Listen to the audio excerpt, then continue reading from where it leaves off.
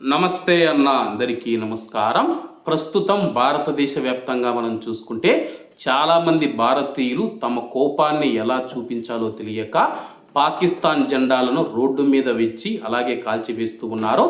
దీనిని కొంతమంది అయితే వ్యతిరేకిస్తూ ఉన్నారు. అలాగే కొంతమంది రోడ్లపైన అంటించిన పాకిస్తాన్ జాతీయ జెండాలు ఏవైతే ఉన్నాయో వాటిని కొంతమంది తీస్తూ ఉన్న వీడియోలు కూడా మనం చూస్తూ ఉన్నాము. అలాగే దీనికి సంబంధించి పహల్గాం ఉగ్రదాడి తర్వాత చాలా చోట్ల పాక్ జెండాను రోడ్డుపైన అంటించి నిరసన తెలుపుతూ ఉన్న విషయం అందరికీ తెలిసిందే. అలాగే కొందరు కుర్రాళ్ళు హైదరాబాదులోని దిల్సుఖ్ నగర్ రోడ్డుపైన పాక్ జెండాను అంటించారు. చాలామంది దానిని తొక్కుతూ మామూలుగా వెళ్ళిపోతూ ఉన్నారు.